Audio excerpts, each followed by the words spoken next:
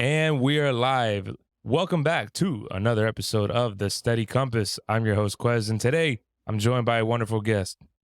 His name is Sarthak Aiyappa, aka Zatakster. You know him from his work as an esports commentator, content creator, and business developer. He's actively building Web34 company and Barracuda 34, and is easily one of the brightest individuals in gaming and esports. We've got a great episode today. Zata, welcome to the show. Pumped to be here, man.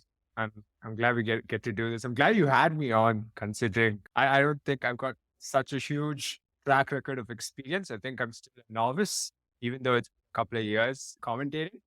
Still, yeah. I'm just scared to be here. I think it's always a matter of recognizing where we are in our journey. I find it interesting that you say you feel like you're a novice, especially several years into your journey. I think there's maybe an element of humility there. The reason I say that is because when I've listened to some of your content, you're someone who's confident, particularly in F1. I think that's where I've seen most of your your history, your historical content is what I've seen. I think since then you've been expanding significantly more.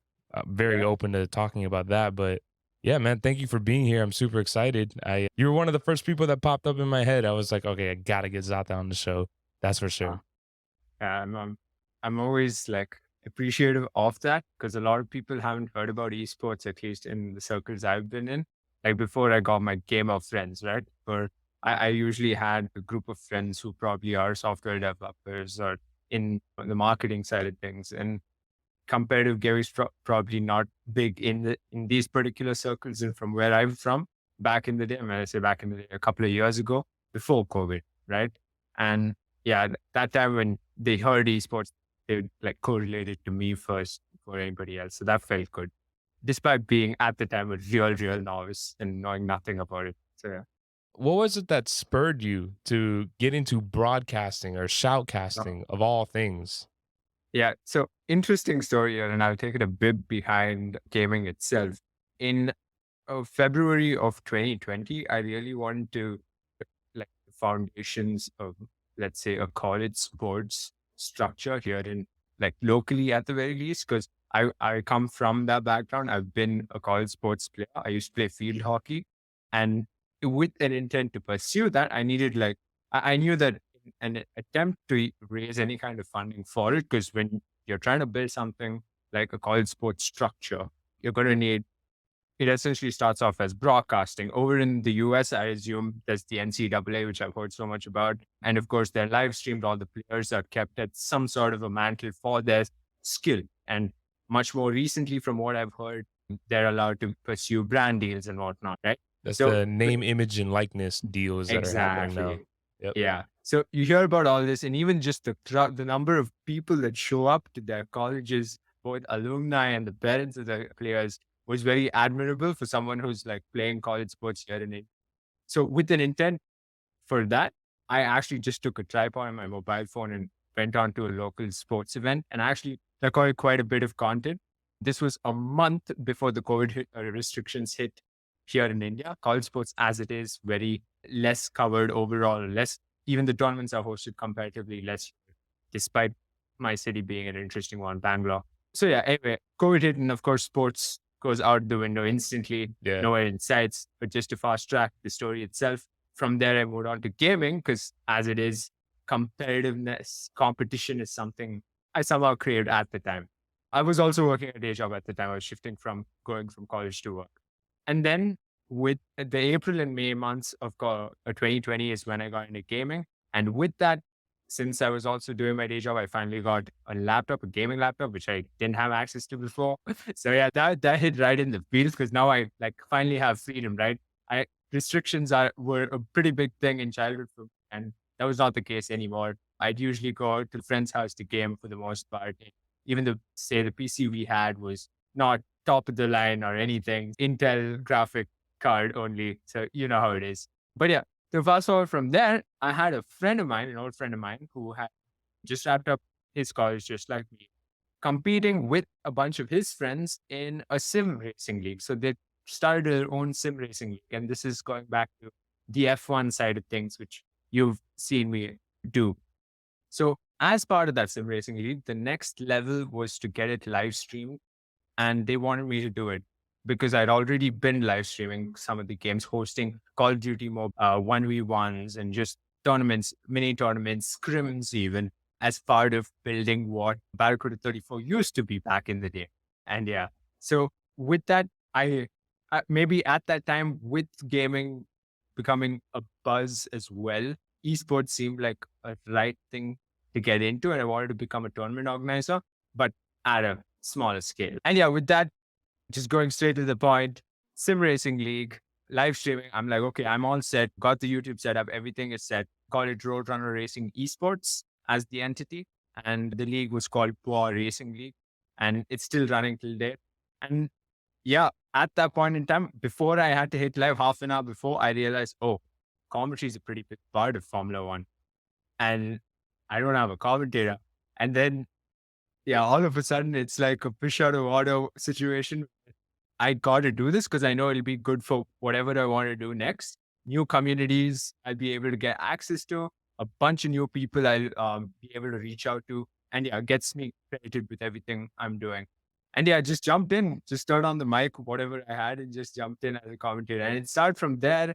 And yeah, after that, it just kept on going. So in some sense, a self-taught commentator, which I think most esports commentators are. Yeah, I would make the argument that most people have a inkling for it, or they've Uh-huh. heard a great commentator in some sport, Yeah. and suddenly you think about that yourself. Ladies and gentlemen, welcome to you, and getting the crowd amped up. I've actually had, you said so many little gems, but I'm going to start with this. Uh, I'm a firm believer that a great commentator can make for a great league, and what I mean by that is some of the most historical moments both in traditional sports and in esports, I think are not just solidified by the action that's happening in the game, but also by the reaction that's being had by those individuals who's doing the broadcast or who's doing commentation, being a commentator. So I think what you have is a very specific skill. And what I like is that you ended up diving into it. You didn't necessarily wait for someone to give you permission. You were interested, you Yep. saw a lot of the dominoes falling into place, and you decided to jump in. Whether you could swim or not, you jumped into the water. So that's an Yeah. admirable thing, man. And kudos to you for doing it. I actually, to your point, this is another thing I wanted to point out was you had said that you started gaining some traction there. That's actually, I think, around the time that I first came across you. We were both compatriots in the space of Web3 and what was going on there. And I think you and I are definitely still participants to this day. But largely, I think the thing that really won my attention was like, oh, Zata's like doing shit. Like Mhm. he's making content, he's running a league, and it's all official. It's all, which I mean, what I say official is like you're doing it. You know what I'm saying? Yeah. Like there's no permission that's being needed from anyone. You are doing the thing that you want to do. That makes it official in my eyes. Yeah. So it's documented. It's out there if you want to go and find it. And, we're not waiting for a big tournament organizer to come and put money on the table in any sense and just wait for some kind of approval. For sure, that was like a big part of it. And to this day, just kudos to that league as a whole, the BRL or the Ball Racing League. They, the fact that at that point in time, I got that call from an old friend and to just get started, where that took me thereafter. A couple months after it, I was commentating FIFA all of a sudden, a game I barely played, but I understood because again, it's a sports video game and I had that sports background. And that I was doing for a college here in my city who were hosting an esports tournament for themselves. So all of a sudden, and I got paid for it, yeah. But more than that, it was just getting behind the mic and the camera uh, for an entire college Session. here, yeah, for a session with a friend, of course, with a co-commentator, and that the whole experience was new to me, and that happened within 60 days, right? Not too far, but and yeah, from there, of course, I expanded into different games before coming to Web3 gaming as well. But yeah, Valorant, I think Valorant was a proponent of it. I think to your point of how individuals behind the mic can weave stories for a league to grow in itself. I think the game matters just as much as you'd imagine, since it is what folks are coming by to watch. Valorant was a huge proponent of everything I'm doing. I thoroughly have fun playing Valorant. And casting it. I've casted a ton of it as well. So yeah. I have no good skills in Valorant. I played Valorant for a little bit. I wanted to get good at it, but my Mhm. whole life I've been a controller player my Oh, whole life. okay. So to jump on mouse and keyboard and try to Mhm. use that was not easy. But I do have a Makes sense. highlight. I do have a great highlight where I think I was like 21 kills, 9 deaths. It was like my best game ever. Literally took a picture and I was like, that's it. I'm retiring. It's over. Mhm. I want to get back to the organization of tournaments, particularly in Mhm. universities. So I don't know what the stat is worldwide, but I'll share the stat with you as of 2021 here in the Yeah. United States. There were over 178 universities here in the US that had a collegiate program. You mentioned NCAA, a collegiate program where students could go to school and get a scholarship for being an esports competitor. And I found that Mhm. this was 2 years ago. I found that to be one of the more interesting statistics because while the state of esports, the monetization around it, I should say the lack of monetization, I guess just the fear that's currently around, a lot of universities saw something in it, which makes me Mhm. think that maybe we're not taking a look at the whole picture of what esports can be because it seems very successful in schools and literally it's been a big investment for a lot of universities, much of which have garnered attention nationally, maybe even worldwide. I want to get to my next question here, which is, and this is like a segue into this next thing. I wanted to get some more information from you on how you were brought in to using FIFA as an example. What was that process like in that 60-day time frame where you were doing your thing and then suddenly you're being paid to do this other tournament, commentate on it with another co-commentator, you're casting. What was that process like for you? And then I'll follow up with some questions there. All right. So yeah, a lot of new ground. First of all, just being able to be confident enough to think that we can execute on this. Because one, I hadn't played FIFA too much. I understood football 100%, watched it from time to time, not a regular fan. And just leading up to the event itself, how that came about was me essentially in a brand account reaching out to people via Instagram DMs, trying to tell them, hey, I see that you have a tournament coming out. I saw the poster. Are you looking for commentators? Are you live streaming it? And of course, giving them a reason to do it because a lot of people weren't even acquainted with the concept of being able to live stream. Because instantly, when you think about production, no one's thinking about OBS Studio as much. I know it's a pretty big thing within our gamer communities and the streamer communities, but traditionally, they're probably not too aware about OBS and being able to live stream it. The second you think about production, they're thinking high costs, right? Pretty high costs. So yeah, here they were okay with live streaming. They already had the production side of it covered, but of course they hadn't thought about casting. Usually just run the games and make it work like that. So yeah, convince them. Of course, there's a level of convincing, and then the rates as well, which is another big part of being confident enough to not really keep, let's say, undermining yourself. That's another part of it, which I struggle with. But despite that, those 60 days was all about just convincing them that getting the importance of getting people behind the mic for the, as you mentioned, be getting people to weave the stories as the gameplay continues on the screens was a pretty big part of it. So a lot of back and forth like that. So there was an element of having to persuade these Oh, individuals. 100%.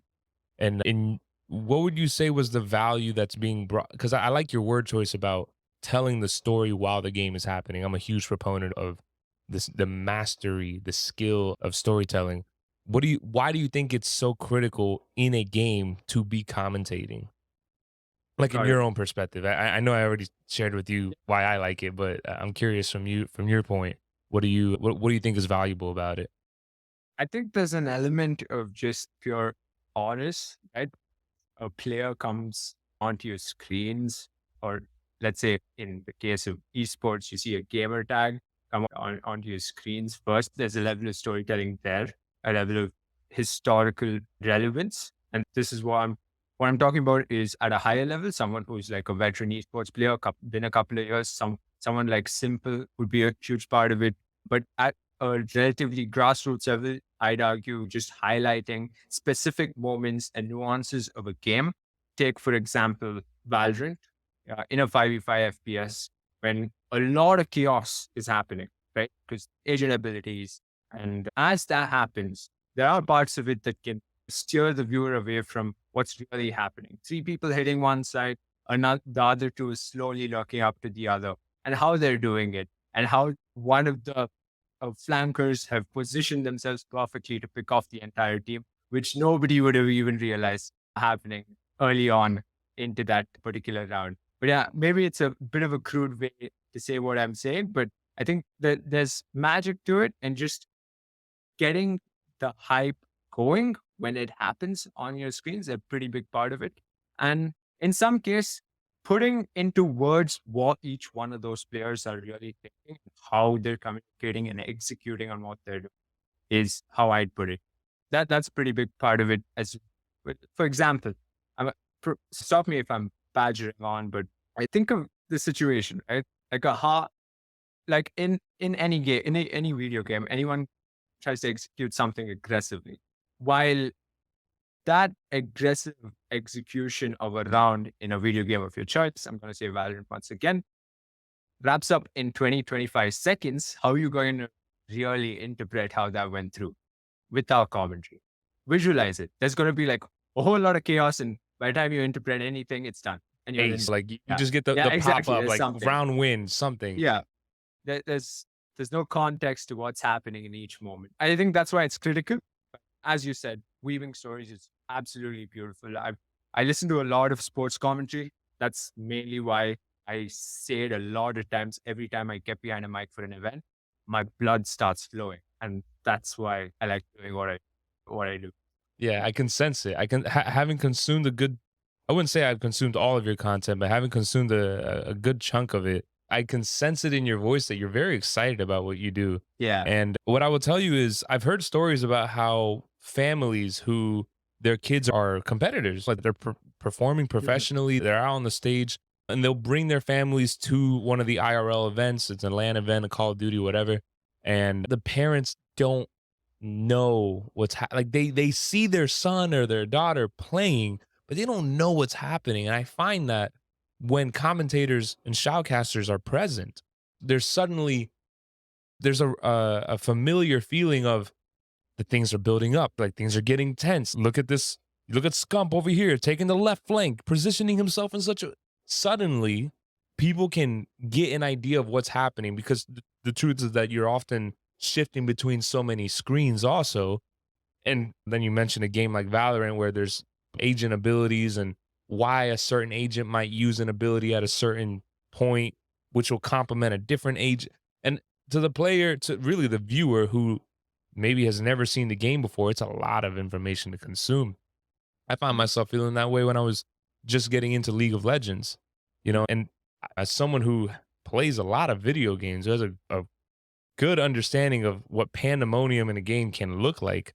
Even I had a hard time understanding why certain things were being done. I rely heavily on commentators to help paint that picture. I love the way you say that, to help tell the story.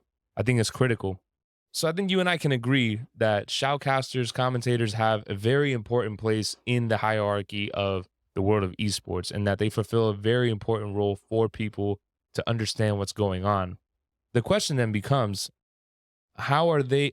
My question to you, rather, do Mhm. you feel that they get taken care of? Have you maybe, in my research, I've been describing this phenomena of what I think is the core issue in esports right now, which is what I call the neighbor's pie. The Mhm. neighbor's pie. And what I mean by that is, you ever seen those cartoons where there's a freshly baked pie and then there's like the scent Yep. that's traveling? They pick up the Mhm. character. Okay, so I believe that's happening in all of esports. The pie is being baked by game publishers, think Yep. about Riot, Epic, etc. And then there's everybody else that's flocking, like just making their way to the pie because they want a piece. And I think that tournament organizers, streaming services, production companies, you name it, the esports organizations themselves, they all want a little piece.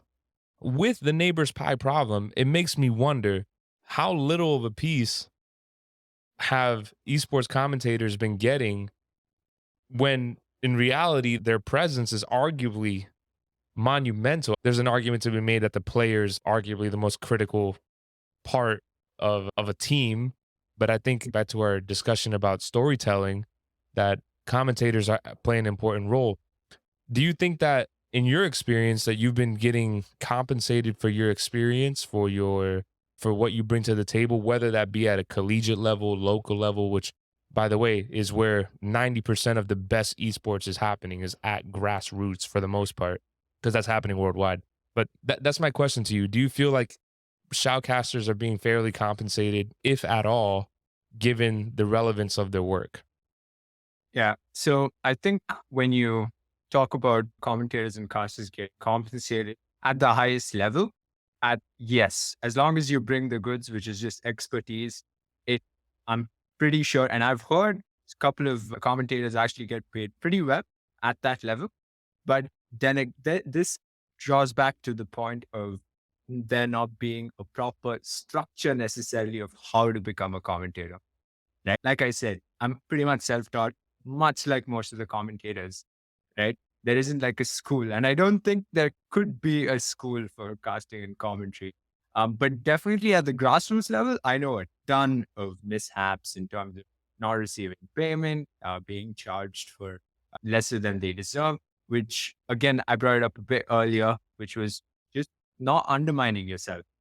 Say in an environment like mine in India, say a very rookie esports commentator, if he went to a tournament organizer, which are usually the ones hosting tournaments in the country, right? If he or she went to a tournament organizer as a rookie, has zero idea of how people get paid for this, but has the expertise, he can commentate. It's going to be a learning curve, and could be taken advantage of. Get it? And I've heard instances where they have been taken advantage of. Then again, on the flip side, bringing it back to my story, there was 1 month. This was right before I started commentating for Web3 gaming, games in Web3 gaming for a LAN event, in fact, in Istanbul, hosted by W3E Gaming for the game EV.io, which I'm Yeah, pretty sure you've heard of. yeah, of Yeah, course. EV.io. Yeah, I was remotely commentating for it. And what they paid me was probably 8 times more what I got for Anywhere three else? hours. Yeah, per hour. On a per hour basis. Yeah. On a per hour basis, it was 8 times more than what I got here locally. Not to say that here in India, they do not pay those numbers. They do. But on the grassroots level, it's a different scenario, and they're going to incentivize what they want wherever they can. Again, that's the part of it, right? Back to the conversation of the pie. They got to do those cost cuts where they can, but they're also operating at a relatively lower level. Get it? Right. Again, this was just one tournament organizer I'd work with here locally, just as an example. But it's likely that their budget may not be For sure. at a level that is comparatively to what EV.io was putting out. And But this makes me lead into the next question, which I think is going to be fun for some of our Web3 listeners out there. I believe that Web3 could do a lot to fix payouts. I think they could do a lot to help with for sure. transparency in tournaments. And that's not just for participants of the competition, but also participants who are setting up the tournament, who are organizing, who are commentating. What do you think? Or my first question, do you think that EV.io having its Web3 presence is maybe what elevated? There was a higher budget because there was a Web3 component to it. Like they knew there was going to be transparency involved. And what I mean by that is, were you getting paid on chain?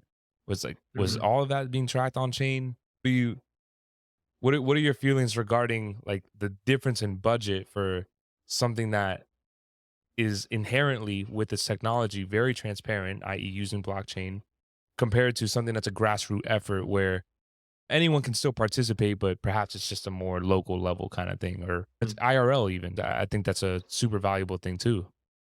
Yeah. I, I think at the time, I'd say 100% EV.io got everybody just hyped up just because ease of access. I think it still is one of the highlights of that game, being able to just jump in and having that be a mechanic of being a Web3 game. But would Is that the reason for a big budget? I think bull market could have been a bigger reason. True. That's my honest opinion as someone who's not only in gaming, but also understands crypto and blockchain tech. So yeah, I'm going to be honest and say that. But I will also say this, going into what everybody's talking about, the gaming bull run or whatever they want to call it, we're going to see games that thoroughly deserve a budget for being a really fun game to play. And yeah, I think I'm excited. That's why I'm just jumping around into any game I get access to. But yeah, just going back to your question, esports budgets for EV.io in specific, definitely the bull run had something to do with it. I also will say this, I'd heard rumblings about a pretty big tournament organizer being created, specifically starting off with EV.io. I don't know where it's ended up now, but I'd only heard rumblings. It was supposed to come out in the early parts of 2023, still hasn't. And yeah, I'd heard a lot of good things that a lot of esports orgs wanted to jump in as well.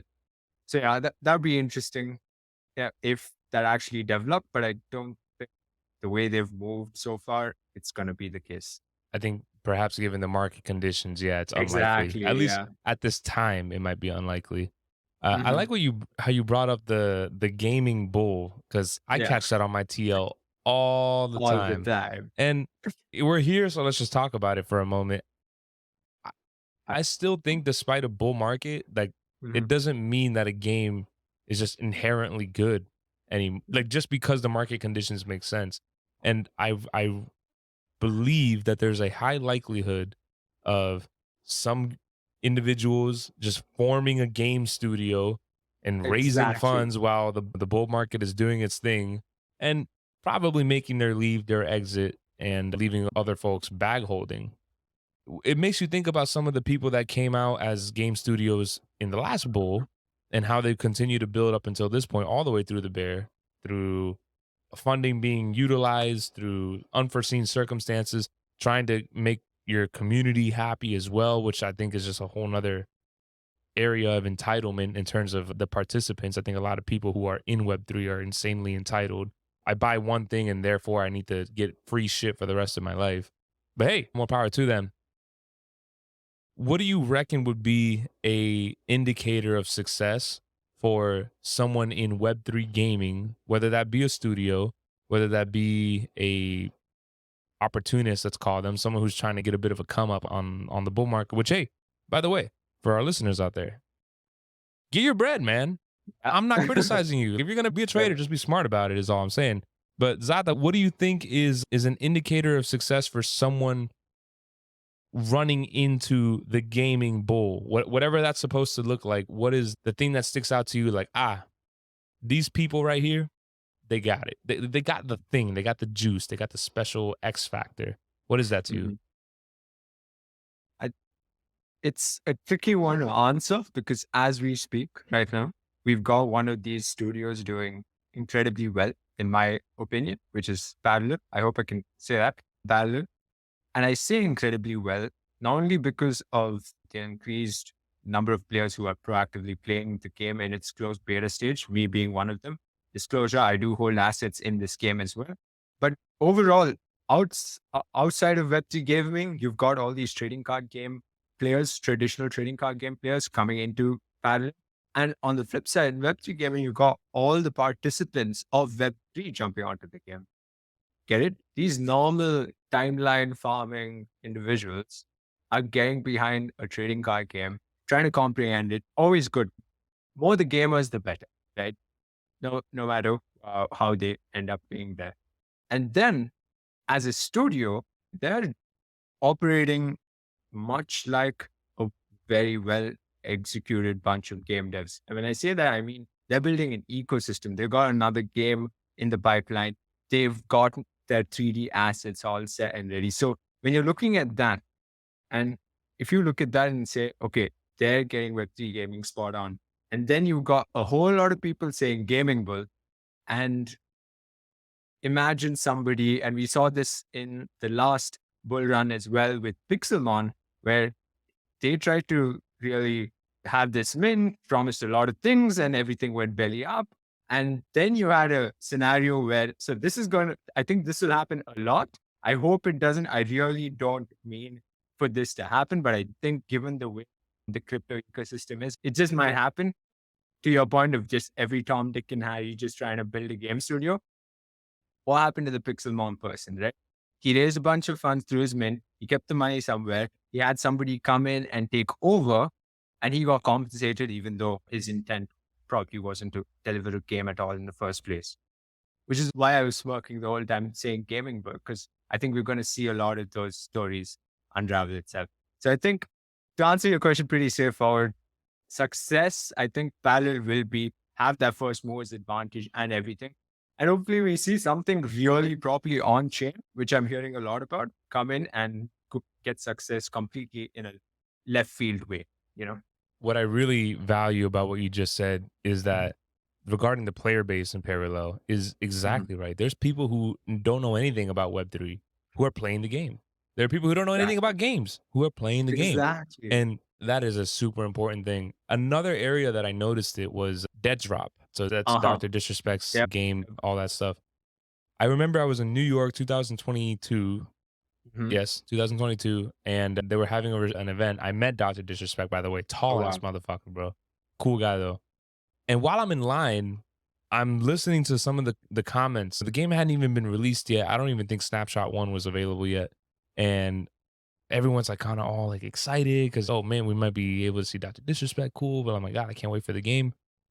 But my case in point was 90% of the conversations that I heard had nothing to do with speculation, had nothing to do with, is this going to be worthwhile? Had nothing to do with trading NFTs I was blown away for having been surrounded in just like completely immersed in Web3. And I think you this feeling like much of what you consume is probably in the world of Web3, some gaming stuff, all that good stuff. And to have been exposed now to a sub event, because the larger event was NFT NYC. So you expect to run into Web3 people everywhere you go.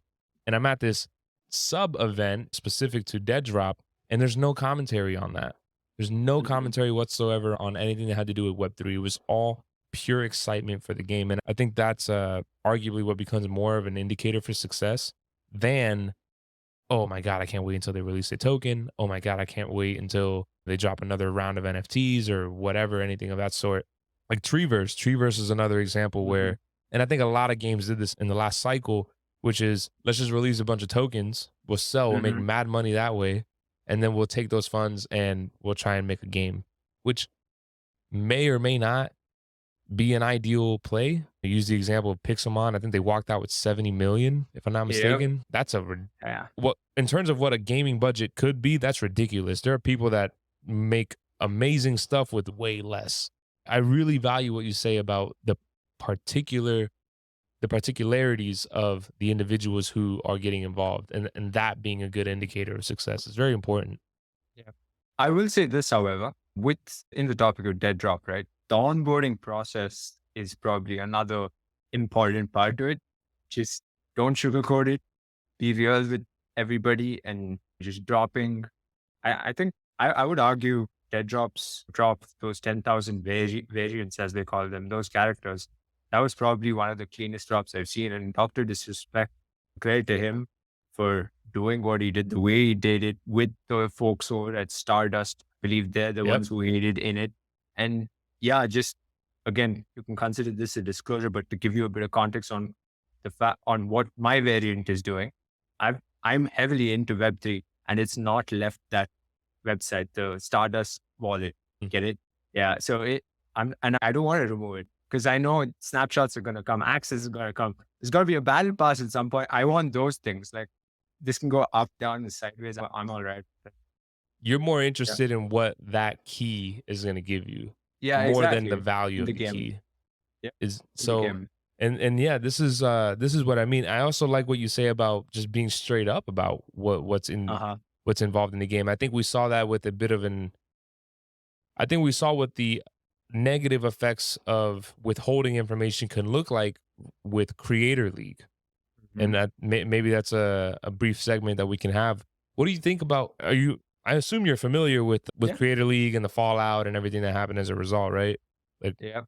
we saw these individuals withholding that information. Like Bryson in particular, shout out to Bryson, mad love. It was one of the first people that I saw on my timeline kind of talking about it. So I knew there may have been some kind of Web3 componentry involved.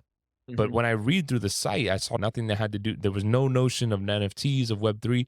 From a clarity standpoint, I can get behind that. I can get behind just saying what to expect. Hmm. However, to omit information, like people are gonna look. Yeah. We live in the internet, the era of the internet where all the information that you could possibly want can be found for the most part. Yeah. And we saw what the fallout was. People were just, we saw that one guy, the CV dog or whatever, I forget his handle. He just straight up pulled out. And what Yeah. was crazy, what I think was a massive failure on the side of Creator League was Hmm. that were they just taking anyone they can get? Because that gentleman was very voiceful, was incredibly opinionated against NFTs for a long time. So Hmm. in my eyes, it's like someone didn't do their homework regarding who should be part of the Creator League. But initially, I was so excited for it. It seemed like such an ideal shift to what a realm of esports can look like. And maybe this is our next segue, but community owned esports. So Hmm. I talked earlier about the pie and what I think is a big struggle for the industry right now, in that there's so many people trying to get a tiny piece of the pie, and no one's eating as a result. Esports itself, in my opinion, has to have a new pie. There's an argument to be made that could be done via communities, and how Creator League did it, and how also we see with Nouns Esports, how we see with a Blackhand. Shout out to Blackhand, by the way, who placed third in the Third Apex place. Legends group stage. Massive victory for Web3 esports. Just Sirsu, man, legend. Him Yeah. and Dylan, I think, is the other individual, both the co-founders. Cool guys. But we see individuals, or we see instances like this where a community ran organization starting to have some relevance in the greater scene. They're competing against some of the biggest names in esports history, TSM, Optic, 100 Thieves, etc. I'm interested in your viewpoint. Do you feel that there is legs behind community owned esports? And if so, what do you think in terms of longevity? The reason I ask this is because they might pay some money to be a token holder, to have some Hmm. governance of the organization. But then what? Exactly. Then where does the team make money? So I'm curious to hear your thoughts there. Yeah. So first off, just on the topic, Black Hand, shout out to them. APAC Esports represent a lot of my friends who are just going crazy on the timeline about it, because it was such a big deal for us as a region as well. So that's always a treat. And again, okay, that's a bit of a segue, a bit of a tangent. So let's not go there. But yeah, to your question, right? I think there's looking at community owned esports teams, I would question like, okay, fine. How is this community being formed? Is it from an NFT drop? Because then they're going to have a lot of expectations, competitions, wins will only go so far if you're doing an NFT drop, right? And if it's a DAO, then I'd say, okay, but still beyond the competition, beyond the wins, beyond the tournament prize pools, like where else are you looking to expand? At the end of the day, and maybe this is a bit off pocket, out of pocket, right? But I think when you talk about community owned in the sense of DAOs, I don't see too much of a difference between that and say a well equipped board managing an esports team. And when I say a well equipped board, people who can constantly ensure there's a flow of money into that brand or company. Get it? But the other aspect or concept of making it completely community owned to a certain extent, or bringing in revenue from the community, which I think Sentinels are dabbling with and struggling to ensure that comes through, and a bit what Creator League wanted to do in some cases, right? Just basically had that raise, give them something that they can own, and then giving those holders experiences and giving them something of value that probably would have costed them, but it's not direct monetary value. Make sense? So I think that's that's something to be explored more, and just building out a structure like that. For example, if Blackhand did that, if Blackhand, since they're already leading on chain, and I know they're hosting on chain tournaments as well, if they had as part of their business had a round where a round or an NFT drop for that soulbound tokens, even for that matter, giving their supporters, giving their fans access to experiences in a well structured way, I don't see why investors wouldn't be appealed to come back and put their money into esports. And you're saying investors from the VC side of things, or you're saying Yeah, investors from the individual from VC? either in my opinion, right? Because when you say individual, what are they appealed by? Either they need to have passion towards esports, right? Or it needs to make them money or retain a sizable amount of attention. Three things. Yeah. Fair? Yeah. Damn, So Zata's coming with the hot takes yeah. today. Yeah. I mean, see it for what it is, a pretty big thing for me, which, yeah, going back and why? Because I spent a year foolishly trying to run an esports team without paying players, but I didn't take any money. So to give you a bit of context, if I may, which is while hosting those tournaments, right? What I tried to do was form an esports team where I'd recruit the players. I'd set times for them, basically acting as a GM, what a GM would do, right? Coordinating with other teams, setting up scrims. Took no money from this whatsoever, made zero throughout that year, right? As I rightfully should, because no one's getting paid. Tournaments, fielded them for free tournaments. If any kind of money came through, it's split between the players. I'm not even looking at it. But the whole intent for it was to show that I was able to build this structure across a year, and somehow, like, leading up to the tail end of a year and thereafter, try and get some sort of backing, be it sponsorships, be it VCs, whatever it is. Of course, that doesn't work, folks. Don't try it. Players never stay together unless there's a real bond between them, or in my case, there wasn't really money being earned by any of them, and they were all in college. So you can do the math on that. So yeah, that whole year taught me a lot about how it operates, because I was talking to a lot of these players who ended up going pro rightfully. They'd ask, why don't I get paid? Because they need to get paid. And the reason I bring that up is because the biggest topic in conversation in esports right now is that player salaries need to come down. Mm-hmm. Yeah. But how do you quantify that? Because these players, they are who they are because of their skill. Sure. And any traditional sport, players get paid. Sure. They get paid handsomely. So yeah, it's a tricky place to be. But yeah, going back to the original question of how, okay, what was it? I'm sorry, I lost track. Of like, basically, do you see, did you see value in a community-owned like structure for an esports organization? And yes, but I think we need to be real with it. And I think even DAOs away from esports are facing this reality check, if I may. I agree. As we speak. Yeah. I used to say for a while that DAOs are, like, I used to question people and say, does it need to be a DAO, or do you want a Facebook group? Exactly. Pretty much. What are you raising for? Because if you guys just have a common interest in playing basketball, brother, I got news for you. Just set up a fucking WhatsApp, and then you are on your way. You can organize tournaments wherever you want. But I want to go back to something you had said about getting paid, about like your experience trying to set up a team, and you noticed that there wasn't money coming in. That was one observation that I had there, because I also ran an esports organization for a while, and I ran into similar challenges. That's what Quest has shifted into many things over the span of the last 3-4 years. I'm still very proud of it. I'm still pushing it. That's a different topic.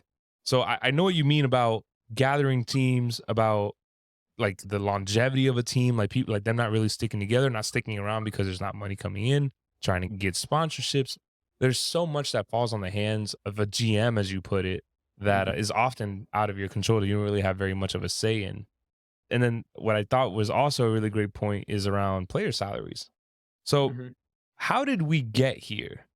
First of all, in 2018, VC started coming into a lot of esports organizations, as well as like just a heightened amount of sponsorships. And we really saw that happening with the first round of 100 Thieves, and this is when like Drake and the co-owner or the part owner, Exactly. you know what I'm talking about. I forget his name, Yep. Dan Gilbert or something like that. Mhm. But the Cleveland Cavaliers owner came in and then they put up a check for 100 Thieves to have some part equity, and basically they would have a nice paycheck, some runway, really. We saw TSM get wrapped up with FTX. That was another 500 mil right there. We saw FaZe Mhm. go public. They were That trading for was a little an bit. that was crazy though. It was a 10-year crazy contract. era. Yeah.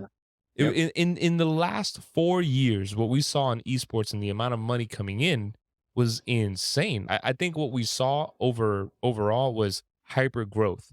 And the idea was Mhm. that many esports organizations, I don't know that they were like objectively looking at their books of the money coming in versus the money going out and saying, we need to do something to address this. I think a lot of it was grow, get as big as you possibly can, sign the biggest players, make the best teams, and get competitive. I think that's what I would argue that was the ethos of every esports organization over the last 4 years, first and foremost, Mhm. which brought us to where we are today, where, hey, actually, these motherfuckers get paid a lot of money. And Mhm. we don't really make a lot of money off of any of these people per se, outside of out of them being competitive.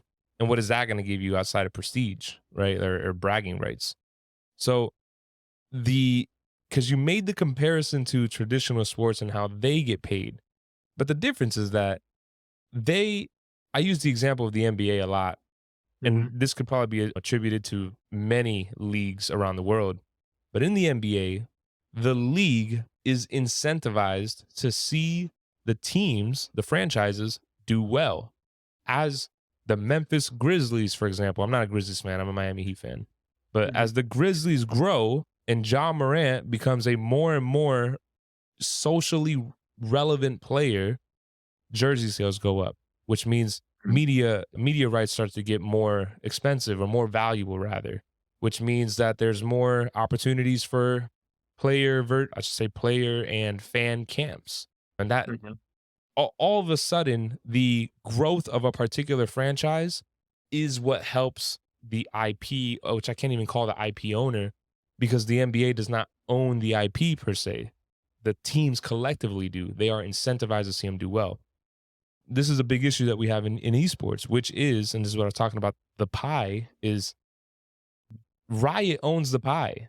Epic owns the Exactly. pie. Rockstar owns the pie. They don't need competitive gaming as much. Where these salaries came from is difficult to wrap heads around. And I think again, a lot Mhm. of this was due to the closed structure that they had with franchising, particularly Riot, who led this with League of Yes. Legends, with Valorant as well. Call of Duty also took it on, and yeah, Overwatch also took it on. And suddenly, it's costing $27 million just for you to get involved in a league. And now Mhm. you also got to get your payers played and coaches and equipment. And basically, it's just a spend. It just becomes a crazy spend. Let's go back to where you and I were at. We want to get Mhm. involved in this. We want to get a team. We want to get competitive. We decide maybe we want to make a community owned organization where that's how we start fundraising, and that's how we're going to start signing players. It still falls back to the question of how does this team make money? I'll give you an example. 100 Thieves currently has four additional businesses that are Mhm. operating under the house of 100 Thieves. That's their Juvie energy drink. Yep. That's their high ground keyboards. Project X, which is supposed to Mhm. be like a game development studio. And then let's just say like what they're probably known for the most, which is their lifestyle apparel, etc. Apparel. Yep. If all of these businesses on their own make money, so they're in the Mhm. green for all of these, and then they just take the profits and dump it into esports, and esports is what's costing them money to operate, right? To have their salaries, to get players to travel to where they got to go and all that stuff. It we're still at the same, we still have the same problem, which is this shit costs us money. Mhm. Now, what I like about what in particular Blackhand has been doing is, and this is just like one small segment of where I think answers may lie, is that they're doing mints for the moments that happen. They're moments in not in a game particularly, but let's just say in this case, after ALGS, they will Mhm. mint a kind of were you there NFT. Why do I think that's valuable? As we continue to grow digitally and more of our life gets involved on the computer and what we do online, I believe people will, much like how they kind of flaunt tickets today, saying, like, I was at that game. I was at that game where Larry Bird played against Magic Johnson and he dropped 33 points on his head. Like, and here's the ticket to prove it. The way that exists in the IRL world, I believe will translate over to the digital scope. Yeah. And I believe Blackhand already is getting ahead on that. The question still remains though, does that become a large enough revenue source for them to continue operating in a sustainable manner? I still don't think so. I believe much of the future for esports lies in the team's ability, and I say team, really the org, and the organization's ability to monetize their teams. Meaning, fanship, viewership has continued to grow, and I think you've seen this too. In gaming has kept going up. Hmm. Costs are also going up. Let's be honest, right? And although the sentiment has been going down, people are wondering whether or not this is going to survive. I think that overall, the interest, the passion has never been higher than it is in today's age, which makes me think that a lot of these fans want to get closer to those creators, to those competitors, to the coaches. And perhaps that is an area worth monetizing. Will it take them away from their game? Yes, there's probably an argument to be made there because now I have to require them for 4 hours out of the week to do some PR stuff or whatever. But damn it, if there's no other models of revenue and your operation needs to survive, this might be at least something worth considering. So, what are you thinking about that? I know I rambled there for a little bit, but I'm like, what are Okay. you thinking early on in terms of help, like trying to monetize the team rather than Hmm. looking for sources elsewhere and then using all of that money to feed the beast? Because if it's just feeding the beast, where are we going anyway? Yeah. Two parts to what you said. First, on the topic of Blackhand releasing moments as part of trying to raise a little bit of revenue through that. If anything, if I was behind a desk in the Blackhand executive room, I'd say that's a bit of pressure on us, right? That 10-year-old, that video of 10-year-old Michael Jordan playing basketball is valuable only because Michael Jordan became Michael Jordan. True. If if Zatakster was playing basketball, no one would care. I would care. I would mint that. I know. You get what I'm saying? So Yes. it's in a sense that if one person picks that up, he can, for him, in terms of value, is passion close to his heart. And in terms of continued revenue in the sense of being in Web3, you could say like royalties on top of that. If someone sells that later on, right? Why would they sell? If they'd sell it, it would fetch a higher price? Or there's a royalty side to it where the player in that particular moments or the team in that particular moments was so good and built such a good brand that you got big media houses wanting that footage. Get it? So that's what I think about selling moments, because I know a streaming platform that's selling clips of any other streamer that jumps on these days. So yeah, that's another topic. Now to the topic of what was the second part? I'm sorry, I get blank on it. Of where else they can monetize the team, like the business of esports, rather than depending on businesses elsewhere, i.e., sponsorship, investment, even winning competition, Okay, media yeah, rights, just another one. remember. Yep. And media duties. So instantly when you said that, I thought about Formula One, because the drivers, they're supposed to be racing on over a weekend. Like they got free practice, qualifying, and the race. In between, they're running up and down media duties. That's, for the most part, that's what they have to do, because that's a big chunk of money coming through. And I think players need to get more acquainted with these things, because, and then there's another case to be made is, do we have enough viewership retention for these big publishers to sell media rights to a big network? Okay. Again, you can be on either side of that question. Either way, again, to your point, which you brought up, right? Epic, all of them, I think they do need to give part of the pie. And I think they've realized, going back to one of the franchisees you mentioned, the VCT, of course, they're not giving a sizable chunk yet to the teams, but they did allow the teams to join them, partner with them And revenue without having share. to pay. without having to pay in the Mhm. very beginning. Okay. So that was a big relief to start off with. But I think they still can really help them grow and really facilitate a good environment. But of course, it'll hit their balance sheets as well. And on the business Exactly. angle, it's never going to make sense for them. It's a loss. It's actually an Yeah. ongoing loss even for the publisher. And this is what I was trying to get at earlier when we started to talk, which is the publisher does not need competitive gaming to exist in any way, shape, and form in order for them to sell games or to sell in-game assets. I Esports, don't. Okay, go ahead. but I'll finish this up. Uh, Esports largely is the competitive passion of a small subset of gamers that viewers are interested in watching, maybe to enhance their game, get an example of what ideal play looks like. Cool. But 90 to 95% of their money that Riot makes, Epic makes, does not come from people who are watching esports or even less competing in esports. They're coming from the regular casual player who just happened to a skin and bought it. Not because their favorite player, maybe because their favorite streamer was using it at best.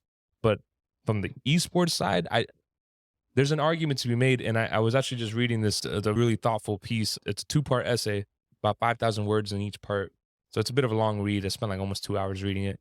But there was a gentleman who used to work at Riot who did orchestrate a lot of these esports, not venues, but the esports events. mhm, And he was talking about it. He was talking about how a lot of internal conversations were largely around, is this a marketing cost? Is running an esports organization, or rather having an esports tournament happening via us, the publisher, is it a marketing cost? What are we gaining out of it? The publishers themselves are asking that question.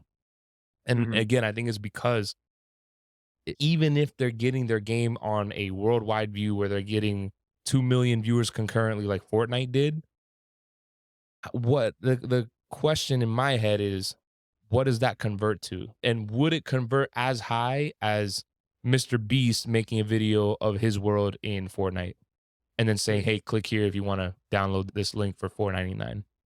Because Mhm. I believe that's a whole nother argument that can be made, is that Yeah. creators are probably Mhm. like substantial. They will go further. The dollar will go further for less effort because it's just one person, as opposed to let's organize an event for 20 different teams. Yeah. There's definitely a case to be made, but I wouldn't be active and a good participant in the industry if I didn't say that I think it is a marketing cost and I think publishers do need it.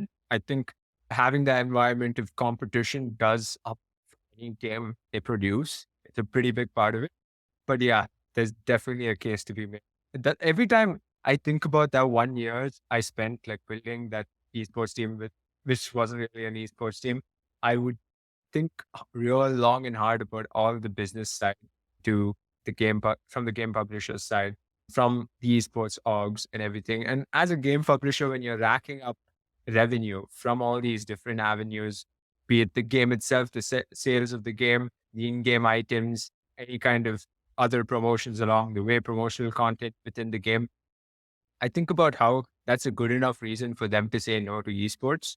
And then you have the creator economy leaning in as well and saying, publishers, we'll work with you. We'll punch up these bunch of creators and do 5v5s, right? That's been one of the biggest selling points in my country, where any kind of esports events, even before the competitors from the professional esports organizations get onto stage, we have 10 creators go up against each other, That's what I right? mean. Yeah. So when you look at it from that perspective, what do you really start thinking? Right, Riot really needs to, so not only Riot, but all these game publishers really need a big enough reason. And I think competition is all the reason we can give them, that pristine competition, the highest of the highest tiers of competition. And when I say that, those crazy moves being made in your video game, which you may not see your creators do. Yeah. That's the only thing we can offer in esports from that perspective, Yeah. where it makes sense. To your point, though, I will say, I guess what I'm trying to say in what I was saying initially Uh-huh. is, from a business perspective, I don't think Oh, that a 100%. publisher looks at their balance sheet and says, okay, like this is a cost that we absolutely need to eat.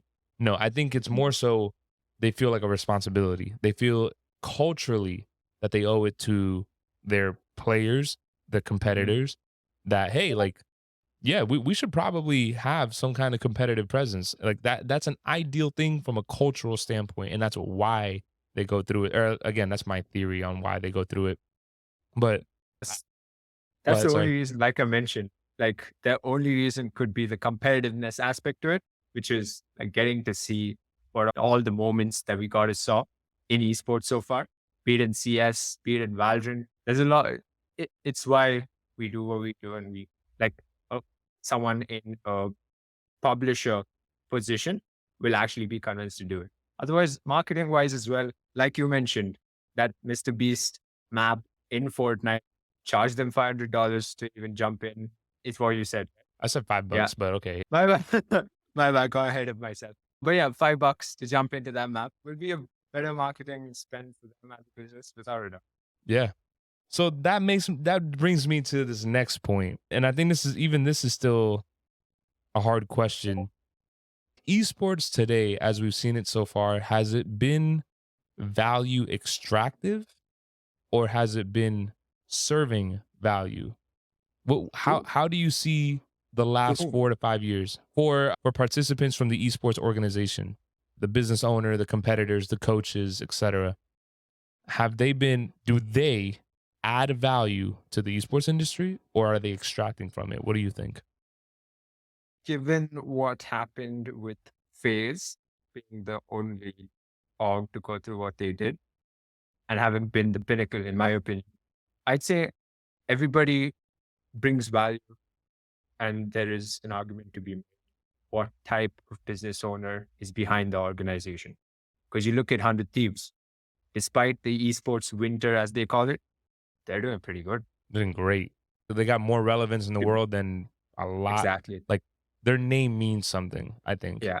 And even apart from that, brand deals they're getting, top tier brands, their ability to think of energy drinks, to think of high ground, to think of, okay, let's just go and do a Project X, just like a brand new video game they're coming out with. And I think the point I'm getting to is I think there's a case to be made that we need people from within the industry to get behind these organizations and get hands on. Again, will that be the differentiator while raising another round from a VC and ensuring the organization's running? I don't know. But from as a spectator, it looks like 100 Thieves got it right. The combination of someone in the industry existing, getting behind it, in the case of Nate Shot, and of course the executives, they've done quite a bit as well. The rest of it, without doubt, the coaches, they bring value. You can see that in the competitive environment. You don't have the same team winning again and again. Different coaches keep moving around. And of course, who else? Casters definitely bring value, as I've justified. Players, without a doubt. Without them, I think esports would be very steep. Even if you put creators in there, yes, it would be great. But I think players bring a lot of value as well. So then here's because you mentioned about how spectators or really people can get behind what 100 Things is doing or maybe adopt similar principles. I'm curious if you were to invest in esports, and invest can mean a lot of things. It could mean your time, it could mean your actual money. What do you think is the first thing you do on the steps towards making this a sustainable business? What is Zata doing for that esports organization? For any esports organization, what I Whether it do be your first. own, whether it be your Okay. favorite, whether it be your enemies, I don't know. You probably don't have enemies because you're such a nice person. But my case in point is if you were to Yeah. add value to esports through an investment, whether it be your time, money, or something else, what's the first thing you're doing? I think adopting the same ways of thinking of ourselves as an organization, the way 100 Thieves did, which is they're an esports team for a certain number of people only. They're a bigger brand, right? And you see the type of content they're rolling out with their creators. They're not thinking, okay, gaming content, okay, lifestyle content. No, they have a podcast for different types of people, in my opinion. You've got Nature getting behind the mic, CEO, gamer, doing it, business. So I think a lot of us who are business savvy, if you may, would want to watch that. Yeah. And people curious about the business of esports and gaming as well will want to watch that. Right. I won't be surprised if Riot themselves watch that podcast in specific, because he's talking about it, right? Talking about what he does, what he's done, and a bunch of other things. Then there's a bunch of female creators getting behind the mic as well. And then they have a normal podcast session with 3 people in it. So what I'm trying to say is they're not only going quick, but they're going depth as well with whatever they're doing with their content, and content being such a huge part of it. So having that kind of mindset to be able to flip the switch and say, let's not limit ourselves to gaming and esports only. Let's expand and see what we can get beyond, is like pretty big thing to do. And I don't think, apart from hundreds of these other teams that really doing it, they want to for the sake of a bit of money coming through, but to organically, authentically do it, I think it's a totally different story. Very hard to achieve. I agree. I actually love what you mentioned about the individual who's business savvy, who's in games, who wants to know how esports work. Yeah, their podcast is actually where I've gotten so much insight on what it must be like to be one of the, if not the top esports organization worldwide right now. And they talked about the future of esports, their current challenges. They brought one of their financial guys on talking about what like some of the struggles have been earlier. It was so insightful. I resonate deeply with what you say because it's very on the mark. So it sounds like Zata, if he had the reins, he's looking for what's out there. You want to spread the horizons, see what sticks, and then go deep on what sticks. Is that accurate? Yeah, but I do have a bit of Achilles heel in wanting to do too many things at once. That's probably true for a lot of people. And hey, man, that's just what happens when you're a creative person. You see a lot of the world and you want to be there. Do not think of it as a detraction. Think about how you might make it a gift, because it is a gift. So how to celebrate that gift would be worthwhile. Zata, I have held you hostage for a long time, and we are arriving at the part of the show where I put the mic in the hands of my guests and I give them the opportunity to effectively roll out the red carpet and share their piece. If you have a message that you want to send to your audience, you have some love, some advice, some insights that you want to share, the mic is 100% yours. All right. I think in the topic of gaming and esports, and in the interest of our ecosystem as a whole, I'd say if you feel like giving up, you probably are in the wrong part of a good industry, like in the right industry. And I think you should find the right place within this industry, because in my honest opinion, and I say this a lot on the Twitter timeline or the X timeline, which is, this is the decade of gaming. I do see esports thriving at the tail end of this decade. I think we're having a rough time, yeah, but I do see it thriving eventually. And going back to the days where we saw unimaginable amounts of money coming in. But overall, just gaming, game developers, the amount of games being made, the way gamers are flocking to some of these games, Fortnite pushing out user-generated content, all of it. And Web3 gaming, let's not forget it. All of it, it's a beautiful story being weaved in front of our eyes. And I really think this is going to be a beautiful decade for gaming, which is why I don't want to give up. I still want to go do my college sports thing, and maybe I will, but I just don't want to give up on gaming. Yeah, that's my piece. It's Stick to it. Stick in what you believe in. Gaming is going to reach its golden era. And if it was led by anybody, I would definitely follow you into the fire, my friend. Zata, I have loved this episode with you. Thank you so much for coming around. Ladies and gentlemen, that has been our episode for today. Again, if you want to catch everything, it'll be on all major streaming platforms. The video will also be on YouTube. Be sure to check that out. Be sure to visit our website at quest.xyz, as well as the research going on. You can find that at 3rdeye.typedream.app. I'm going to leave all the links and all the good stuff in the description, as well as all of the social profiles of my good man Zata over here, who again is an individual certainly worth following. A lot of wonderful, brilliant insights on the TL, as well as just an amazing personality, kind person, good friend. Zata, appreciate you tremendously, man. It's been a good one. Likewise, Quez. Thank you so much for having me. Hopefully brought enough value to the podcast. And who knows, maybe the next time we're talking, we're both running esports organizations at some capacity. I would love that. Hey, and we'll run it against each other on the tournament, and then we'll run it back. We'll run it back on the podcast, huh?